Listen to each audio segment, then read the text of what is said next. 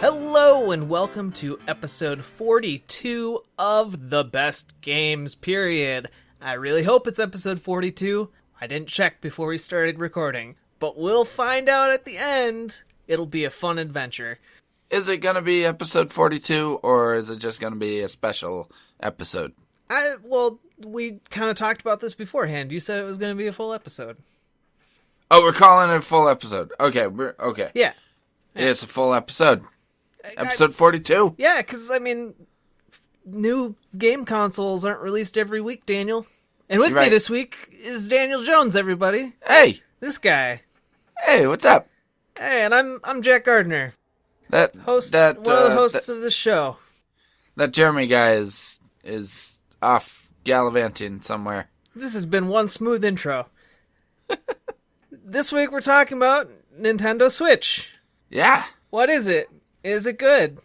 Who can say? We can. We're gonna say. And I'm sure we have different opinions on this topic. I think we have slightly different opinions, yeah. We haven't actually, none of us have talked directly about it until right before this episode.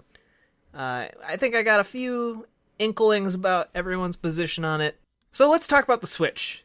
Nintendo announced their new console last week after a long rumored coming of this console. The design specs released early after a few hoaxes here and there. And the eventual designs ended up being accurate for the most part. It was long rumored that it was going to have a flash-based storage system with, cartridges, and that turned out to be accurate as well. Yeah. And it's coming next year in March, I believe. Yep, March 2017. But Jack, really, what about that Hey Arnold shaped controller with the 2 joysticks and no buttons? What about that? I wanted that thing. I don't know what that is, but I am glad it exists purely for that Hey Arnold meme that started circulating about it. That made me laugh quite a bit. But there was a reflection of a tree, Jack. There was a reflection of a tree, just like the one outside of that game developer's studio. Anyway. So, Jeremy might not be here, but he did release a statement. Oh, he released a statement, did he? It's very... Through his representatives. It's very official. I'm going to read it verbatim. Here we go. It reads the following. Well, I think the way the Switch was shown is kind of impractical for most people, curious about hard drive space and battery life. And Nintendo can show a logo with tons of third-party support, but it doesn't always mean it's gonna happen. Is this going to replace Nintendo handhelds? Zelda looks sweet. And, yeah, I agree with a lot of what Jeremy said there. I appreciate that you started it off with the Well, he wrote it. Accurate. He wrote it, so he did. It's going in there. But yeah, I feel like we have a lot of complex emotions and feelings tied up with Nintendo, and I feel like that clouds a lot of people's judgments because they're kind of like with Sega. A lot of people are just like, "Oh my gosh, Sega made something." I remember that name from my childhood, and I have positive feelings about it, so I'm going to be excited about this announcement. Yeah, the Dreamcast sucked, people. All right? The Dreamcast didn't suck. It was just ahead of its time. The Dreamcast is not a best console, period. It was ahead of its time. It was a fine console. There are much worse consoles. And much better. I don't know. Again, really ahead of its time. To its own detriment, I think. But anyway, this podcast is not about bashing the Dreamcast as a console. Sorry, you're right. And I think you're wrong, but this is about the Switch. I think a lot of people generally have an overly positive outlook when it comes to anything Nintendo does. I think they've cultivated kind of a little Disney-like cult around themselves. So when you say that, you're serious, is what you mean. No, what I mean is that I think they have a little bit of a cult of personality around their company. Similar to how... called It's a Me, Yama. Similar to how people have kind of really overly warm and fuzzy feelings about Disney when, at the end of the day, Disney is a company and they want to get money out of you. At the end of the day, Nintendo is a company and they want to get money out of you. Don't have warm and fuzzy feelings for it, because that's all it exists to do, is make money. So you have to evaluate their products more critically than the veneer of nostalgia that I think a lot of people get stuck in. Sure. Do you know how badly I want to buy that mini NES? Is it really badly? Yeah, really, really badly. I might pre-order the thing. Really? If it's possible. Yes. You know what you should do instead? No. This is my opinion. You should invest in one of those Hyperkins. I have one of them, and it's like the greatest thing ever. What's a Hyperkin? It's a console that can play Nintendo games, Super Nintendo games, Game Boy Advanced games, Genesis games, and I think there might even be a couple other in there that I'm missing. But then you gotta buy the games. Then you have to buy the games, yeah. But I mean... And old games are expensive still. Not all of them. A lot of them are pretty common. A lot of them you can get for like $10 or $15. The ones I really want to play. But those aren't going to be on the NES Mini. Those aren't most of the ones on the NES Mini are not going to be a bajillion dollars. I don't know. I don't know. Again, not an NES Mini podcast. It's a $60 one-size-fits-all little 30 games in one. I'm totally okay with it. For what it is, that's what I want. All right. Shut up, Jack. What about the Sega all-in-one? I have the Sega Genesis collection on PlayStation 3, so I'm good with that. That's like 30 games. Okay. I'm good with that. I didn't even like the Genesis, so... What? People are really going to dislike you after this episode. People know I'm not a Sega fan. I think that's pretty well known. At least I hate Sonic, so that kind of comes with the territory, hand in hand. Anyway, the Nintendo Switch.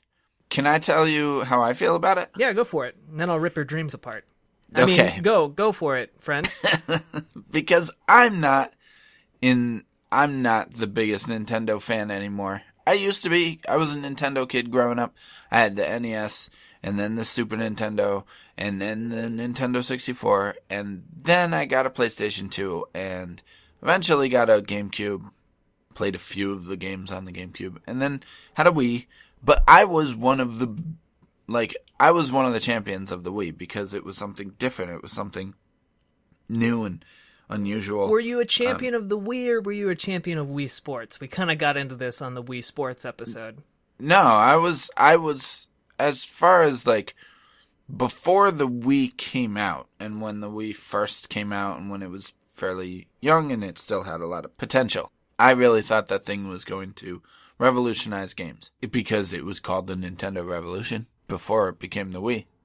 I thought that it was going to be great. It was what Nintendo does best, which is just innovate. They lead innovation, and you could say what you will about the Wii. Maybe it was even a little bit ahead of its time because now you're seeing stuff like VR using the same kind of technology that the Wii used, but adding to it and integrating it into this virtual reality technology also. And I think, whatever, say what you will about the Wii, I was really excited about it.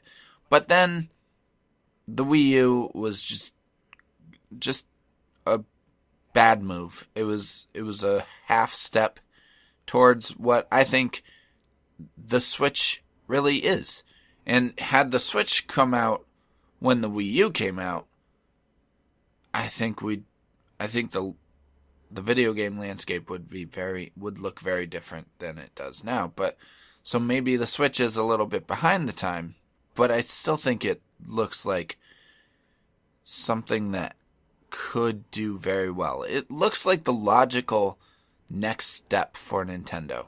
I mean, ever since I can remember, at least, the Super Nintendo came with, you could buy a little cartridge for the Super Nintendo called the Super Game Boy, and you could play your Game Boy games on the Super Nintendo.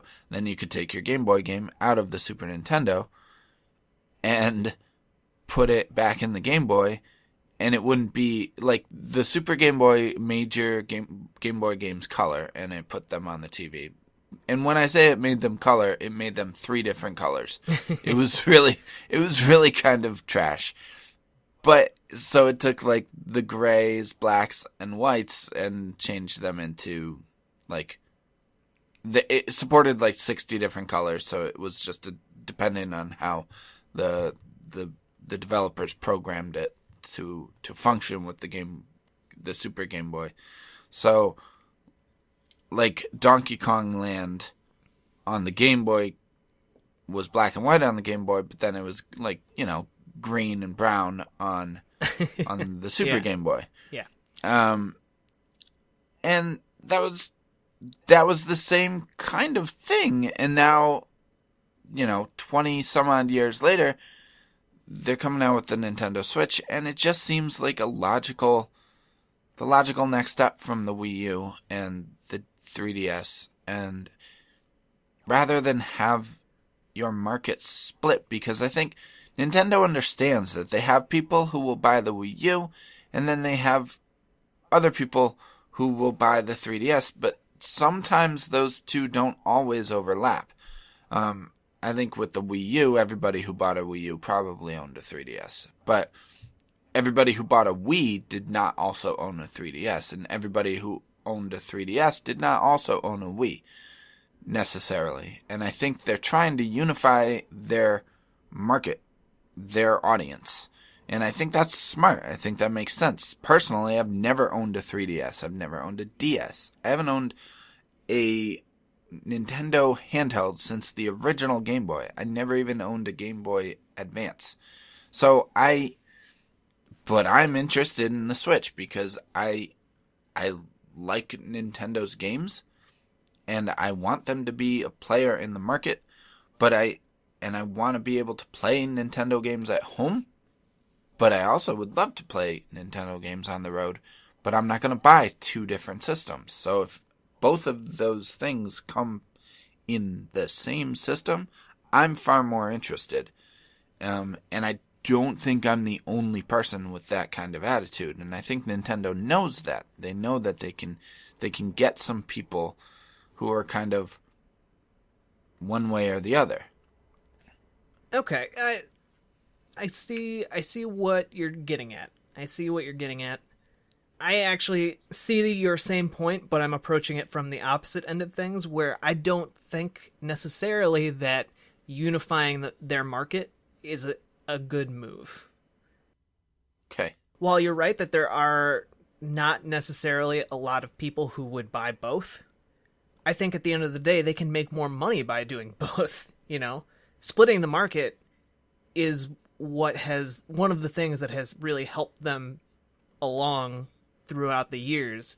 Like the GameCube era where their sales went down, and the Wii U era where their sales went down. Their handhelds have always been amazing, even in the face of direct competition like the Vita. Right. The 3DS. And smartphones. Yeah, and smartphones. The 3DS still performs incredibly well all across the world, in all markets. And it's been out for years. And I'm not necessarily sure that the Nintendo Switch can really fill that gap. And I see why you would think that it could, but I don't think it has the battery life or the portability that would be necessary for it to work like that. Like, maybe the battery life is great, but it's still kind of a large tablet.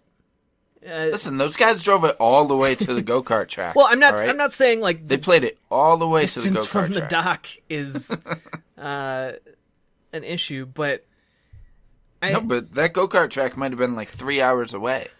Yeah. And they played it that whole time. And then they went go-karting. Yeah, they did. First off, that commercial, that trailer, it's a commercial. Who are we kidding? Yeah. Really irritated me on a fundamental level because so many of those people were doing the exact activity that they then went to play games to do. Oh, it was that I hated that. Nobody does that. Nobody's playing basketball in real life and then says, hey, let's go play basketball off the court and then sit at a picnic bench and play basketball some more. No one does that. Nobody does that. Now, if you switched it and were like, hey, guys, we're done playing basketball, let's play some Mario Kart, and they're just playing Mario Kart out there, maybe that's a little bit more plausible. This is what I would do when I was a kid. We would watch a lot of college basketball. In Connecticut, we don't have any professional sports teams, so we latch on to the one good sports team that we have, which is the UConn basketball program, men and women. So we would watch men and women's basketball games all the time, and there's like 40 of them every year for each men and women. So that's like 80 basketball games a year that we would watch.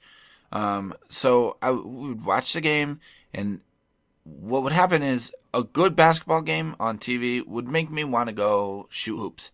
So I would go out to our driveway where we had a basketball hoop attached to the house right above the garage.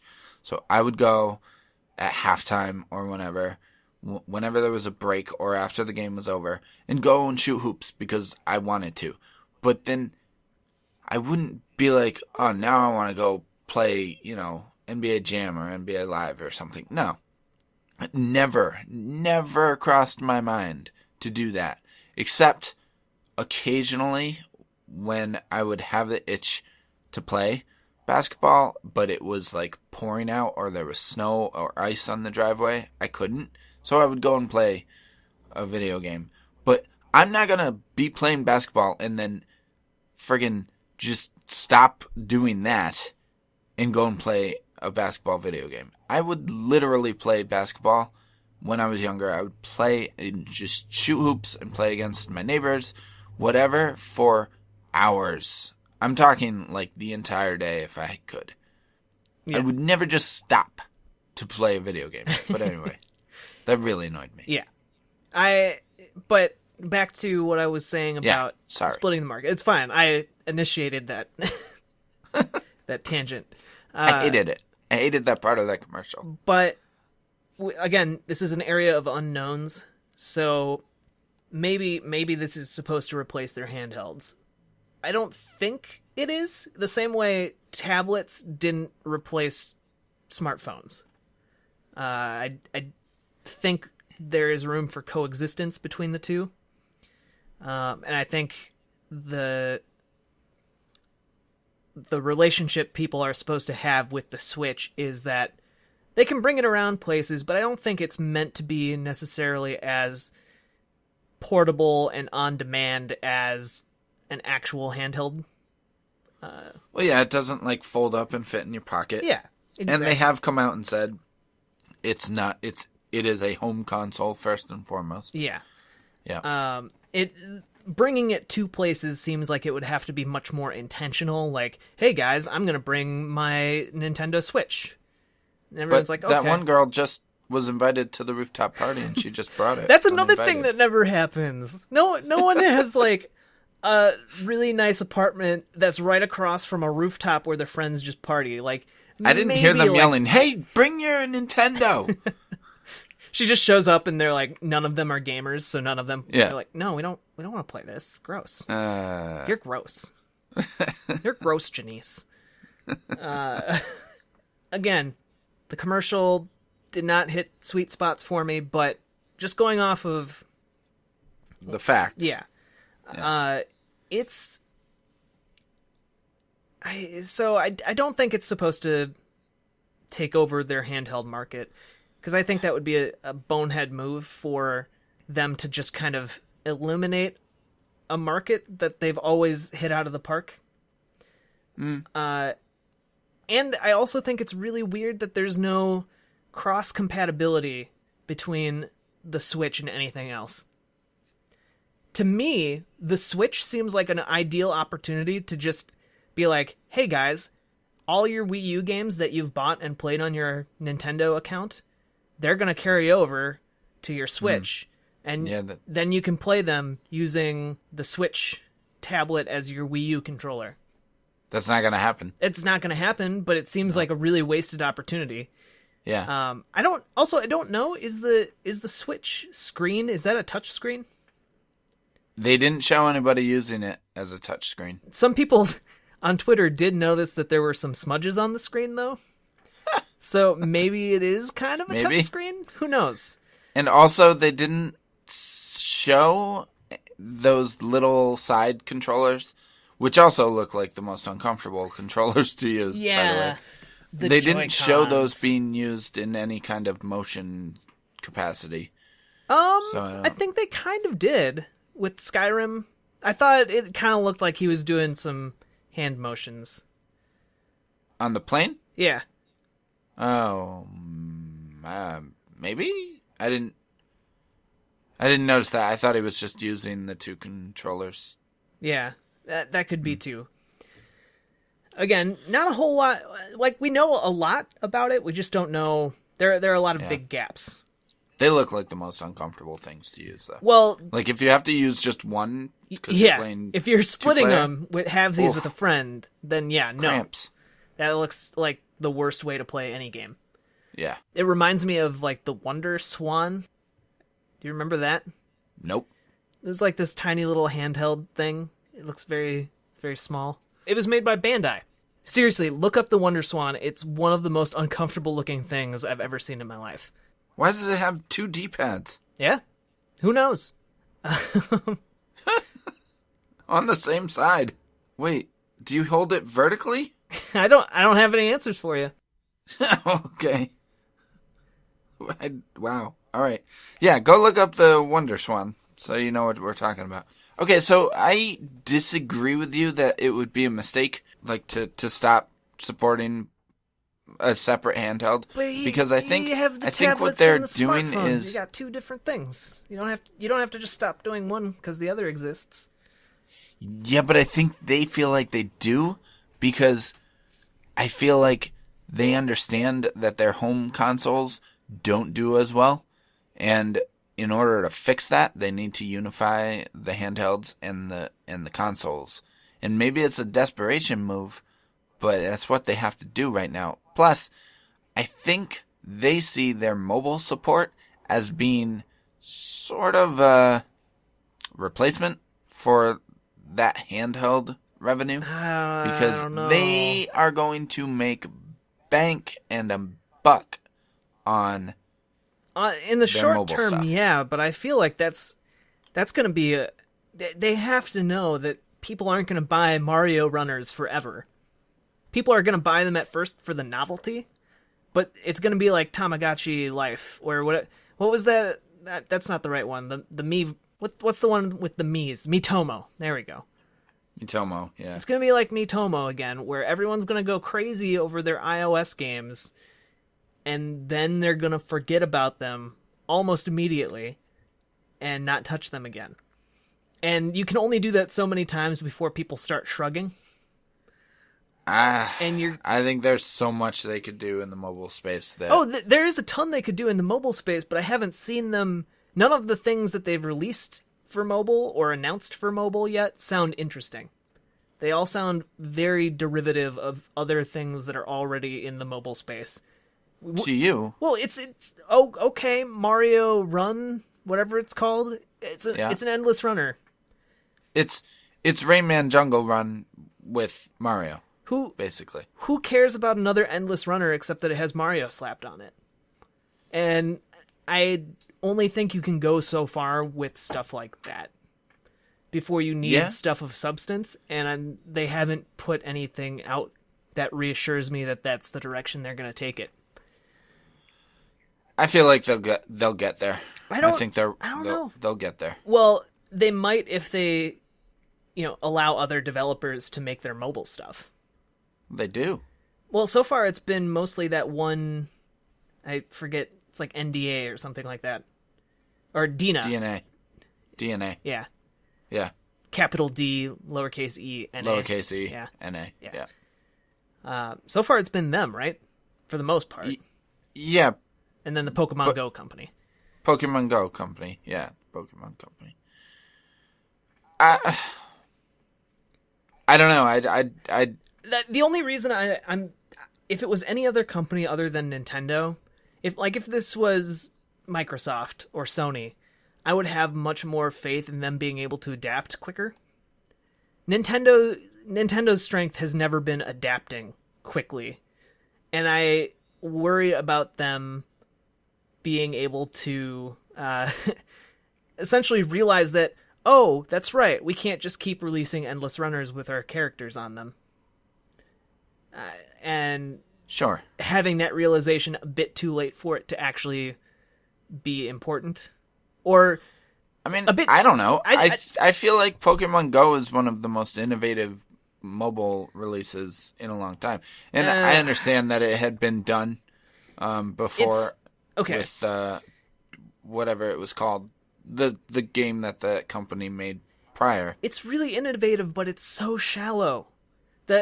You could make a much more interesting game with those same mechanics. God, I wish Jeremy was on right now because he still plays it. Well, yeah, but he's there are not as many people playing it. The numbers are dropping. The time. You're not seeing as many people coming together around Pokemon Go. They're still out there. I know two people who play it daily. There's Jeremy and this guy that I work with. Those people are still out there. I still turn it on whenever I go out walking, but it's not a sensation. It's not the sensation it could have been if it were a deeper game with deeper mechanics and more there to grasp onto. And I get that. And so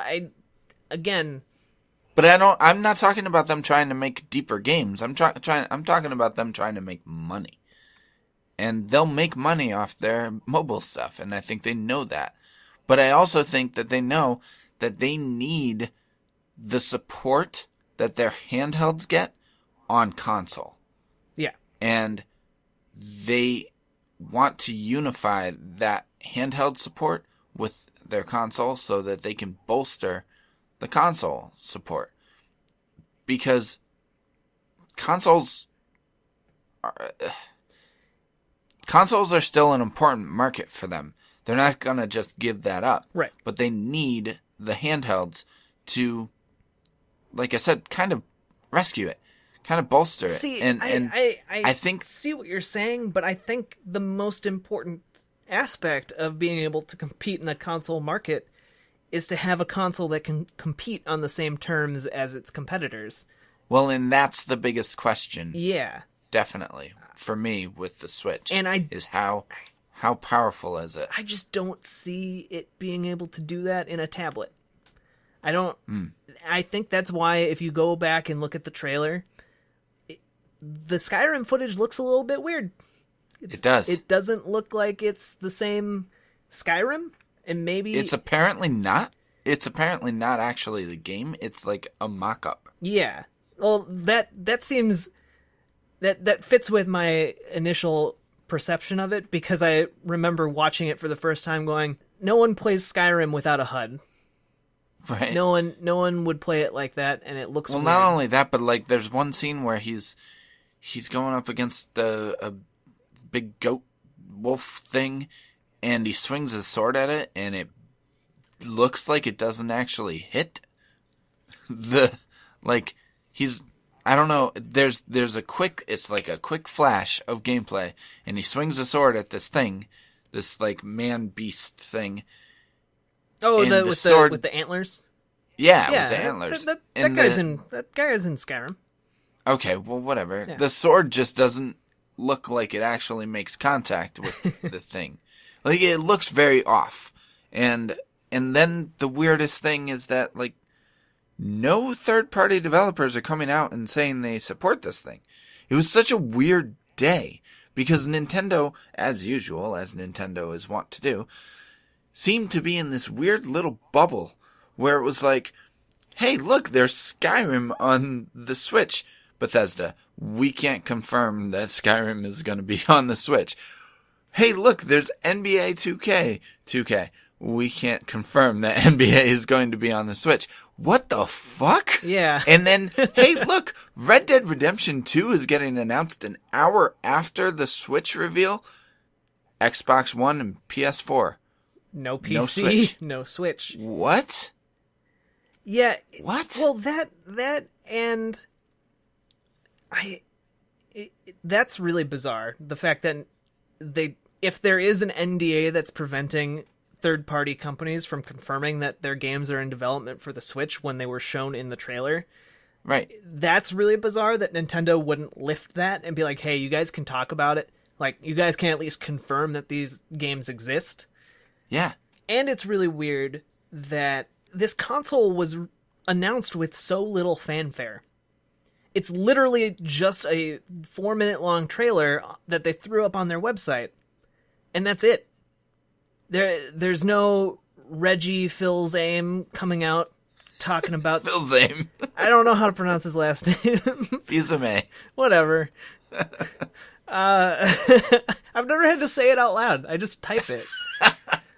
But there's no Reggie. There's no Miyamoto. There's no... and none of their big hitters came out to talk about their new console and talk about the potential, or no one came out to sell us the dream. Like, all that existed is this trailer, and it's very bare bones and leaves a lot to the imagination. Yeah. And they're not going to talk about it again until 2017. Yeah, so that's another 2 months away, maybe a month and a half at least. Yeah. And that's a long time. And if you're not ready to talk about it right now, I mean, it's almost November. So November, December, and then you got January, February, March. You got 5 months. 5 months until a console is supposed to release. And no one is talking about it. No one from your company is coming out to get people excited, to hype them up about it. Yeah. That's really weird. It doesn't instill me with a lot of confidence. And on top of that, I don't think their investors are very confident in this machine either. Well, their stock dropped. Yeah, their stock dropped a lot. And a lot of their investors, after a meeting where they unveiled this new console to their investors, dropped a lot of their stock. Yeah. They were not very confident in this machine. I think so far the internet reaction has been pretty positive. A lot of people going, oh, this is really cool. This is neat. I think it's been very positive, yeah. I think part of it is just Nintendo doing something new. Yeah. Something new that's seen as a little bit more competitive than they have had with the Wii U. Also, Nintendo seemingly trying to appeal to the core gamer again. The interesting thing about that whole commercial was there were no kids in it. There were no families in it. It was a little weird. That is a little weird. There's just so many little things about this reveal that make me go, I'm really not ready to get on board with this thing yet. There was nothing in that reveal that made me get super pumped and excited. Like, okay, you can take it with you. That's neat, but that's an idea that you should have had with the Wii U. Like, that's what the Wii U was attempting to be in the first place. Right.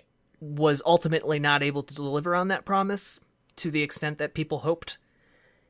And I feel like if and this might sound a little weird, but back when they were announcing the Xbox One, one of the things that they made a really big deal out of was the ability to use tablets with it and to, kind of use your tablet as another screen to like call in drops in game or something, or use it to keep track of your stats or whatever.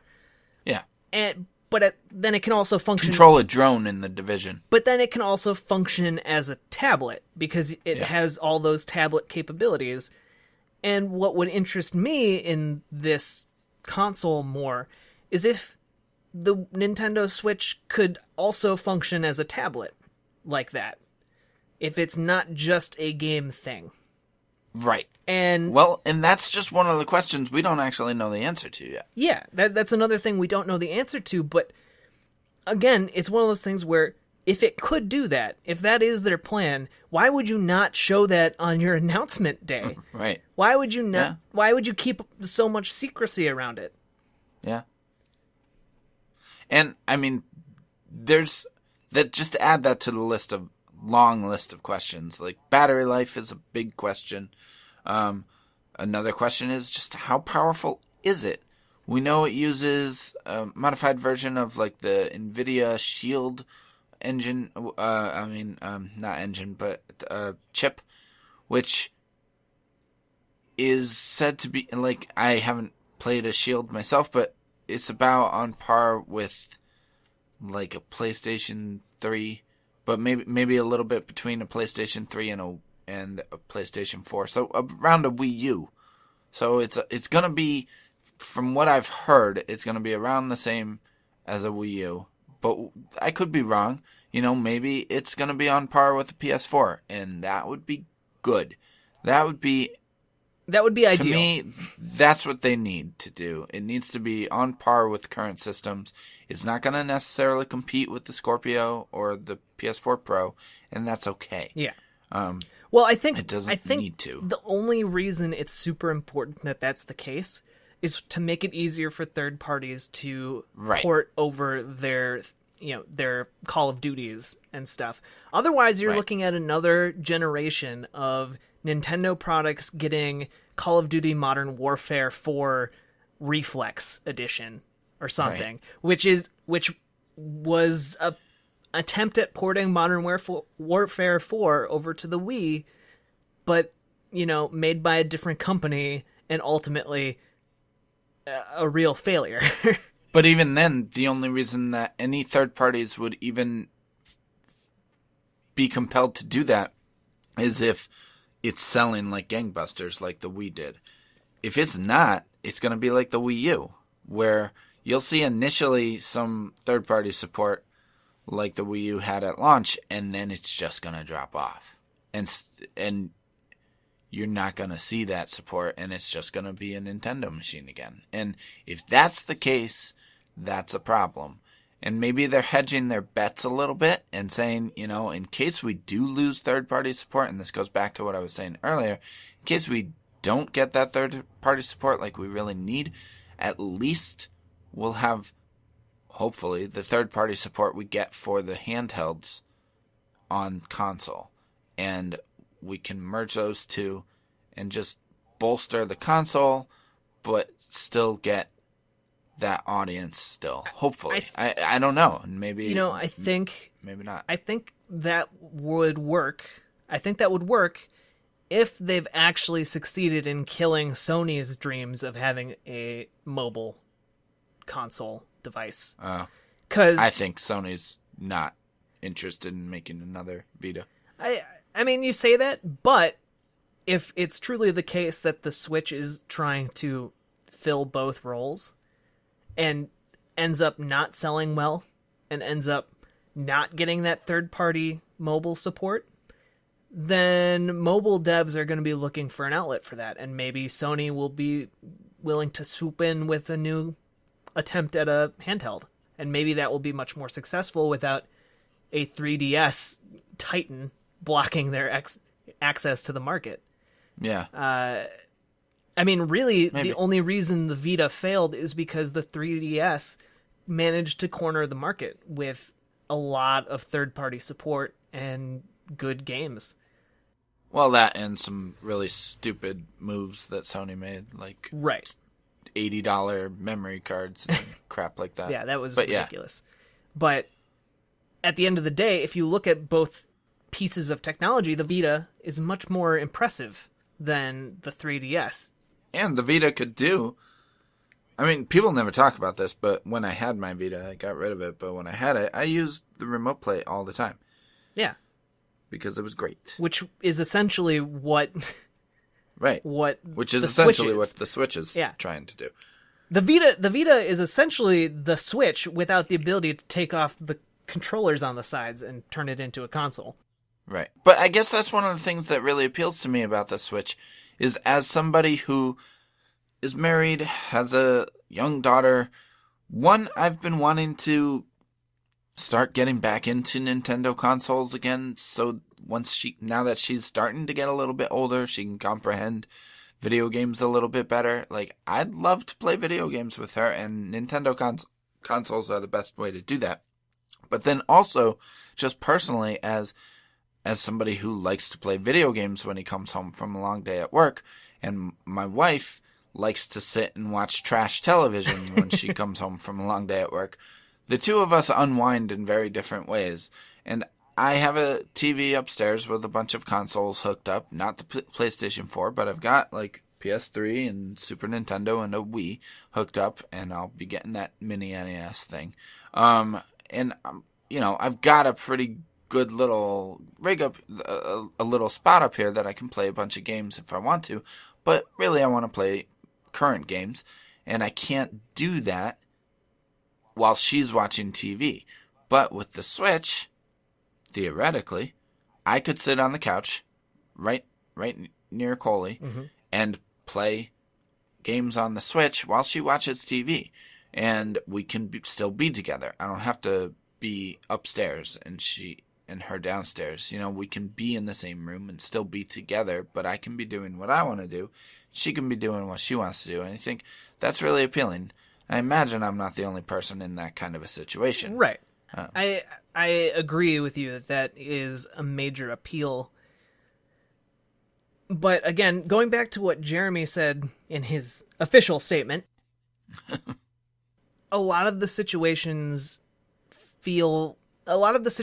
in which that would be a thing that you want to do feel very niche. That one example is the one that I feel is not, of your situation where, two people want to do two different things and there's only one TV. That's right. That's the heart of that problem. And I think to an extent the Switch is a solution to that, but I don't think the portability of it is necessarily the biggest selling point that you could make. Does that make sense? Like, I don't think that's going to be the thing that makes or breaks this console. Sure. At the end of the day, I think it's going to be how well it can stack up to its competitors. And yeah, at the end of the day, it's the games. Yeah, and one thing that no one has really talked about, I haven't seen anyone talking about this, but how is the voice acting strike going to affect the Switch? Because I think it could potentially have a huge impact on how well the Switch ends up doing. Well, for Nintendo specifically, they're not one of the companies that voice actors are striking against. That is true. However, so the strike went into effect last Friday, so a few days ago. Yep. And it went into effect against a handful of companies, and those companies are Activision, Warner Bros., EA, Take-Two Interactive. There are a few others too. Yeah. To be sure. More than a few others. It's a number of companies, a number of big ones. But those are 4 really, really big companies. Those are 4 companies that make some of the biggest selling third-party titles around. And how will it affect sales if the next Call of Duty game is voiced by Joe Schmo from down the street, who gave it his best shot at being a gruff army sergeant who's seen the horrors of war? How will this this voice acting strike affect the quality of these third-party titles? Because if the third-party games aren't that great in terms of presentation or, the story or whatever. I mean, here's the thing. Any third-party games that are coming to the Switch are most likely also coming to the other consoles. So any deficiencies in those games, you're going to see across the board. So it's going to affect them all equally. So it's not going to... The effect is not going to be isolated to the Nintendo Switch. Right, but if... For the most part. But if the argument, for the Switch is going to come down as one of those things where it's like, well, if it's not going to sound nice, I'd at least want it to look really, really nice. And it's going to look better on these other consoles. So it's going to make power and graphical horsepower all that more important, I think, if it continues. Maybe. Because yeah. If it gets to that point. Because it would cover all of the games that have gone into production that would come out next year on the Switch. Yeah. So... Yeah, maybe. Yeah. I mean, because, yeah, you're right. I mean, I don't know. That's remains to be seen. But I'm personally optimistic about it. I'm cautiously optimistic. I want it to be good. I want it to give me a reason to buy it. I want Nintendo to give me a reason to buy it. Zelda looks awesome. Yeah. But I'm not going to buy the Switch just for Zelda. Because I could get a Wii U, which is probably going to go down in price before this thing comes out. And get Zelda for that if I really, really want Zelda. What if it can't run Skyrim? Because that's one of the things I've seen people asking on the internet. What if it can't run Skyrim Remastered? If it has some trouble with Skyrim Remastered, then, I mean, that's going to be a problem. Yeah. Like I said, it really should be on par with the current gen systems. And I saw an article today, I know you saw it, that had a lot of analysts talking about from gamesindustry.biz, and it was a bunch of analysts talking about their impressions of it, and they were saying, like, it's in a weird spot because it needs to be at least powerful enough that third parties will support it, but also should be around $300 max. Yeah. They all agreed that it can't be more than $300, which is insane for a new console. They're saying it can't cost more than $300 in order for it to succeed. Like, that's not a good spot for Nintendo to be. It's essentially a tablet. Right. And to pay more than $300 for a tablet gets into ridiculous territory. Because a tablet is all kinds of breakable. It's not like a console where you just let it sit under your TV. You're not taking it anywhere. When you enter when you enter portability into the equation, you need to have something that's durable, and the price has to come down significantly in case it breaks. No one wants to take that risk with a $1,000 thing. So then for $300, this thing needs to be a tablet and a home console and have detachable controllers and stuff and be as powerful as the PlayStation 4 and Xbox One. That's a tall order. So those are the biggest question marks with this thing. And maybe the investors know more about it than we do, and that's why they're not bullish on it. Well, that's kind of what I'm thinking, actually. I think the lack of a large reveal indicates that Nintendo itself is a little bit hesitant about this product. Yeah. I can't think of any other reason why you wouldn't want to trumpet it to the skies. Like, it's not even a Nintendo Direct. This thing should be all over, Forbes and friggin' Wall Street Journal and USA Today and Time Magazine. Should be all over it, and Nintendo should be all over it. Reggie Fils-Aime should be everywhere, and Shigeru Miyamoto should be talking all about it, and Aonuma should be out there talking about Zelda and how awesome it is to play on friggin' Switch. But instead, they just put out this 3.5-minute video with some really cheesy acting and and I don't know if that is a result of hubris on their part, where they're just like, it's a Nintendo console, of course everyone's going to talk about it. Right. It's a big deal. Like, we don't even need to spend marketing dollars on this. We don't even need to have an actual presentation. We can just show it in a YouTube video and be done with it. And I don't know if that's a marketing failure on their part or a miscalculation, or, this is kind of where I'm more leaning to at this point, is it just a lack of faith in their new product? And they themselves still having questions that they haven't answered about it. In which case, why did you reveal it? Like, that doesn't make any sense. No, it's been a few days, and still no one's really talking about it all that much. No one at Nintendo. Nintendo's clarified a few things about this thing, and it's just not a whole lot. The only things they've clarified is that, hey, the Switch is actually that tablet-like thing. That's where the graphical horsepower and everything comes from. And they also clarified that it's not going to be backwards compatible. So if you want to play other games that came out on other consoles, you're going to have to buy them again, which, gee whiz, not huge selling points. Right. If there is a way to launch a console, you look at how Sony launched the PlayStation 4. That is how you launch a console in a way that gets people really excited and gets you on the cover of magazines and such. Right. Have a big event. Talk about what you're going to do. Even take a page out of their book for how they launched the PS4 Pro, or whatever it's called. They had their own little Sony event. They had a stage. They came up and talked about it. They gave a lot of details. They gave a lot of information. And then they're just like, here it is. It's a cool little thing. And people went nuts over it. That's how you release it. You do that alongside your 4-minute trailer. I'm just not seeing a whole lot of confidence in this thing, other than from people who already like Nintendo. I don't think if I asked... I know if I asked, like, my parents or my brother, they wouldn't know what a Switch is. They'd be like, a light switch? What's the Nintendo Switch? Is that a accessory that you can use to turn it on and off? Like, Yeah, we haven't talked much about the name. I personally think it's fine. I think it describes what the...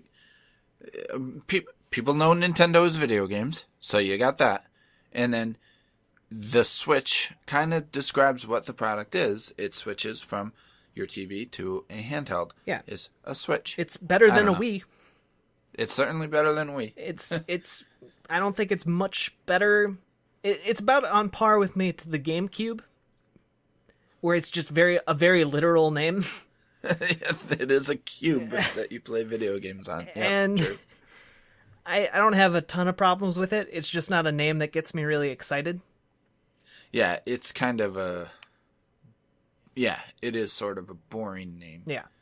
Yeah. And it's a boring name for a game that was launched in a very boring way.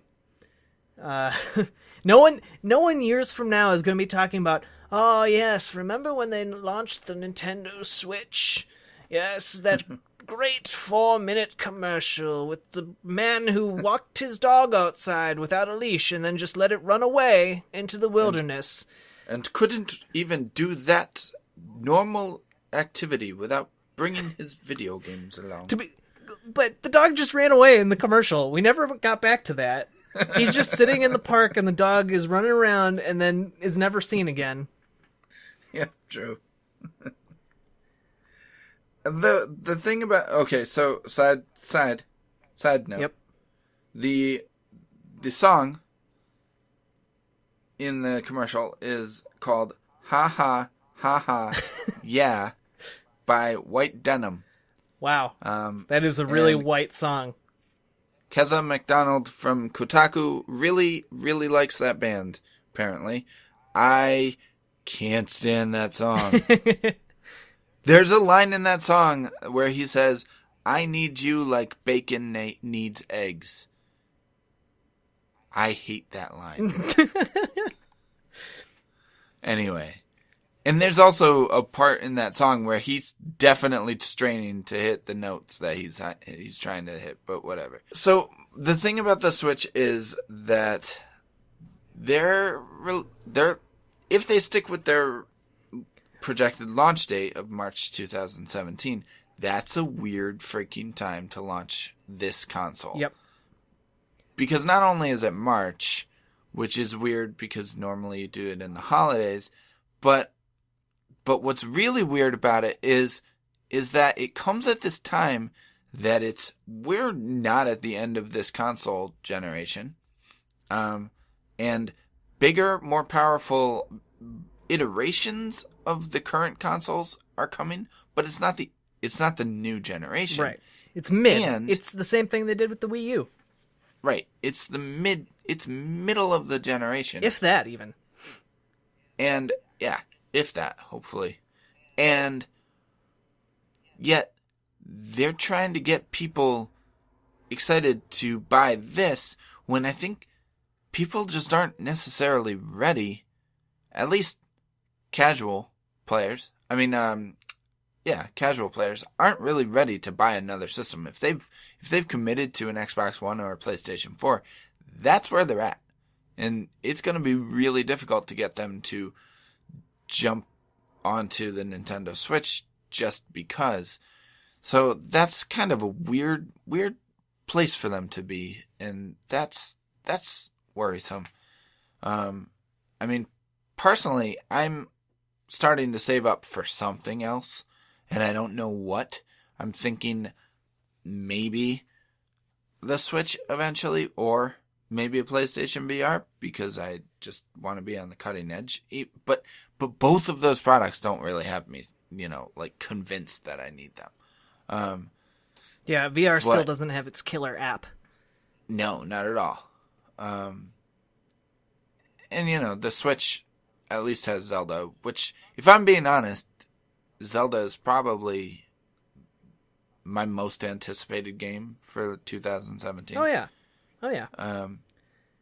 Even above like Horizon for me. It's just, it looks great. It looks like what I've wanted from Zelda for a long time. It's the most excited I've been for a Zelda game since Ocarina of Time. Which is saying big words. A lot. Yeah.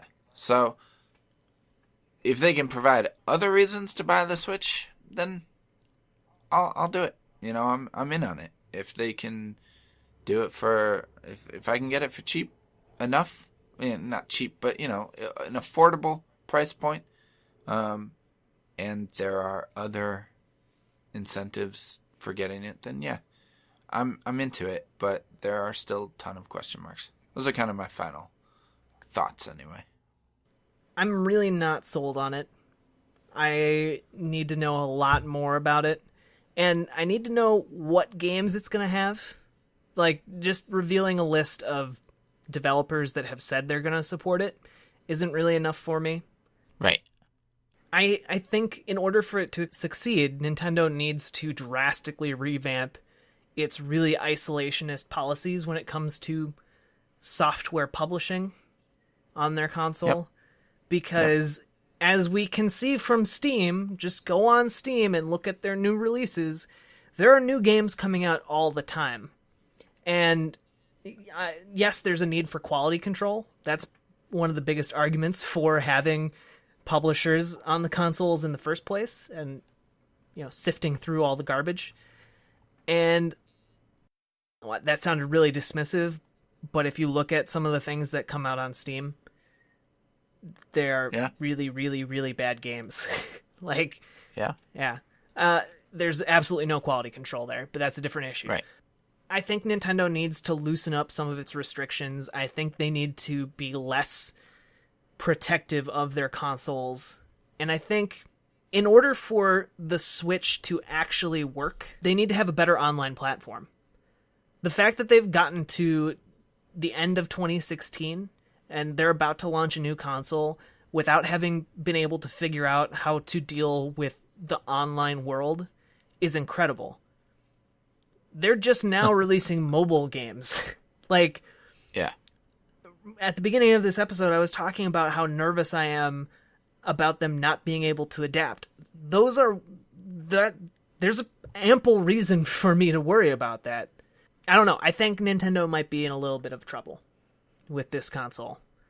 I don't think it's necessarily going to sell gangbusters, because I think at this point a lot of people have tablets.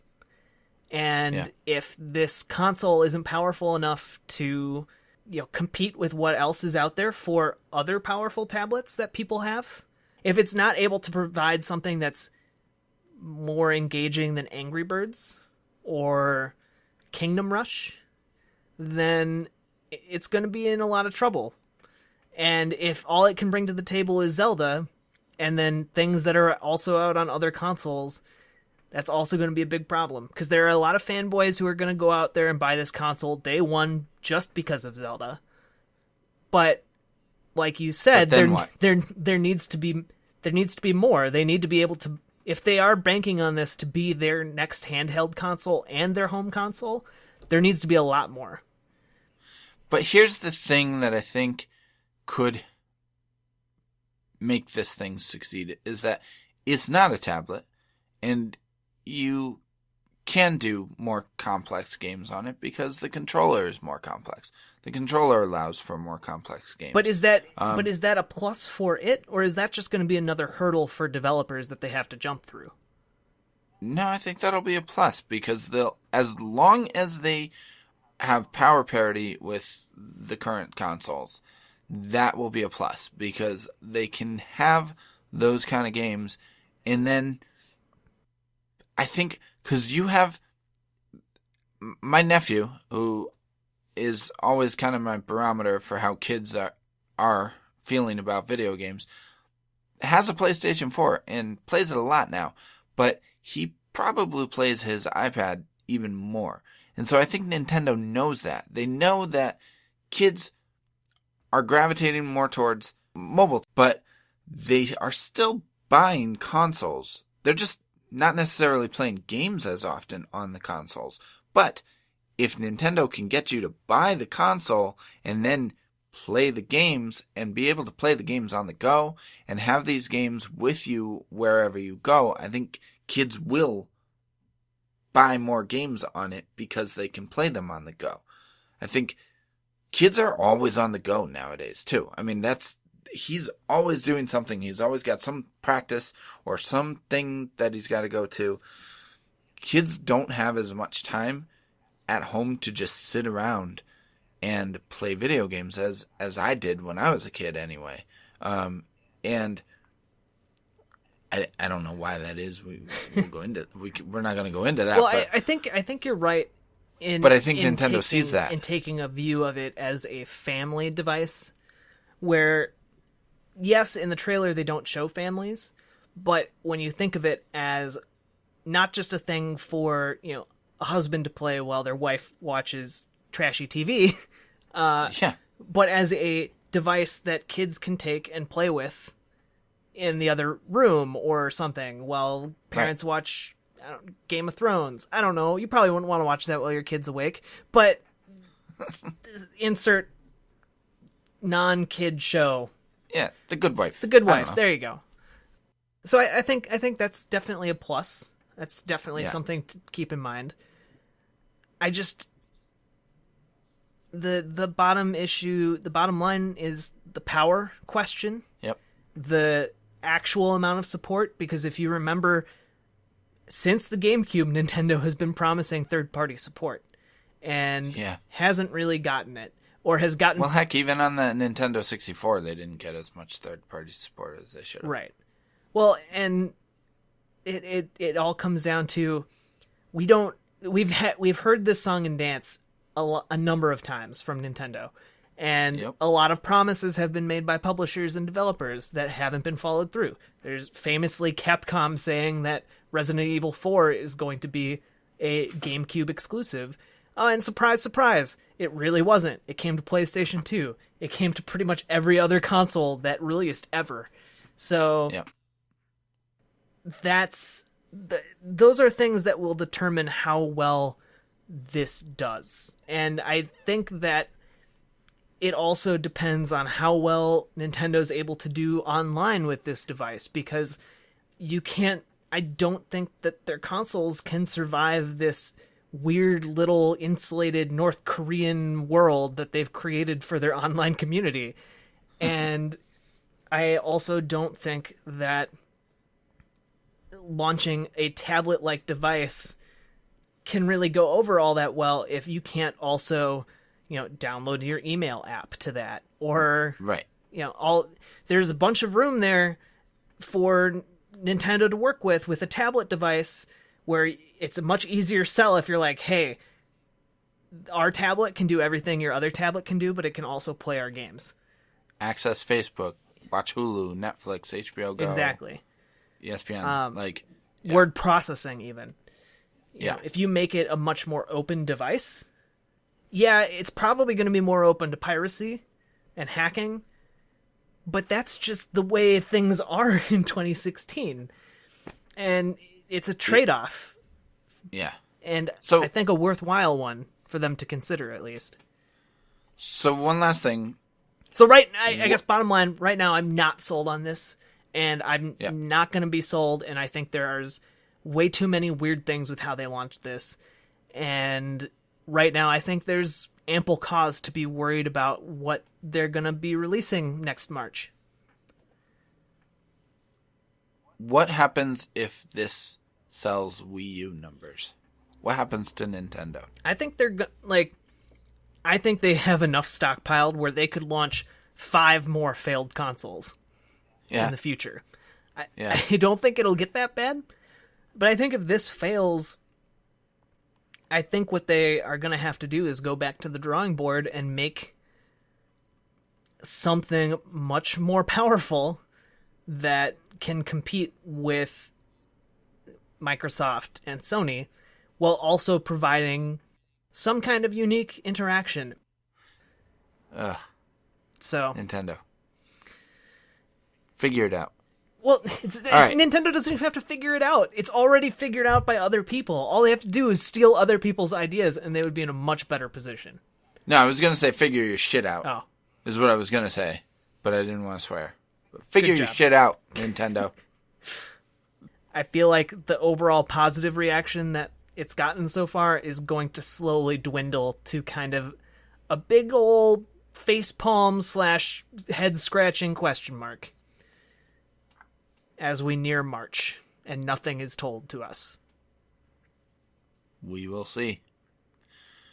All right, let us know what you guys think of the Nintendo Switch. We would like to hear all about it. You can let us know on Twitter at bestgamesperiod or also on Facebook. I'm Daniel Jones, Jack's Jack Gardner. We're in the Overblood group. We post this every Monday. Jack, Extra Life is coming up. It is. I actually gave a panel talk today about Extra Life. And it's coming up. November 5th. People are going to be coming together all across North America to play video games for Children's Miracle Network Hospital charities for 24 hours straight. And it's pretty amazing. You can sign up over at extra-life.org. 100% of all the money you raise from friends, family, or strangers goes directly to helping kids in Children's Miracle Network hospitals. And when you sign up, you can even choose which Children's Miracle Network hospital you are going to be supporting. So you know that all the money you raise, 100% of it goes directly to that hospital to treat sick and injured kids who might not otherwise be able to pay for it. So it's really incredible. And you get to raise all this money by playing games. How cool is that? It's very cool. And if you don't want to play all day, you don't have to. You can still raise the money and play for half an hour. Doesn't matter. But if you want to play all day, it's a great excuse to do so. That's my plan. That was episode 42 of the Best Games Period. Next week, Jeremy should be back with us, and we're going to be doing an extra spooky Halloween episode. It's gonna get spoopy! A scary game. Bum, bum, Jack, bum. Thank you for joining me tonight. You're welcome. And thank you, listeners, for listening to episode 42 of the Best Games Period. You can find us every Monday on SoundCloud, Libsyn, our hosting site, as well as Game Informer, and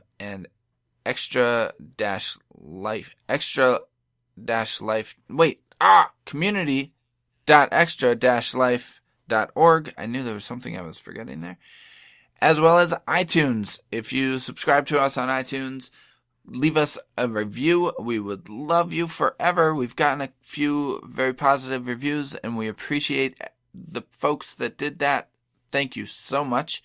If you don't want to leave us a positive review, give us some feedback on Twitter at bestgamesperiod, or I am at IndieJones84 on Twitter. Jack is at RiverboatJack, and Jeremy is at MojoMonkey12. Let us know what you think of the show. Let us know if there's some games that you'd like us to cover in the future. And let us know what you think of the Nintendo Switch. Are we being a little too down on it? Or are we being a little too positive on it?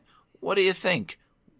It Tell us your thoughts. sucks. Do you like that band White Denim and their ha ha ha ha yeah song, because I think that's a terrible song. But maybe I'm wrong. You tell me. It is. Let me know. It is. If you had to ask me to name like the whitest band I know, I would have previously said Neutral Milk Hotel. Oh, fuck you. That's a great It's band. a great band, but it's very white. It's so sad they haven't made another album in 20 years. But White Denim would definitely be top of the list now. I would have chosen Maroon 5, but all right. No, they're maroon, Daniel. Stop being such a maroon. All right. That was the Best Games period. Thanks for listening. We will see you all on the Flippity Dippity. Booyah! Flippity Dippity. Ha ha ha ha, yeah.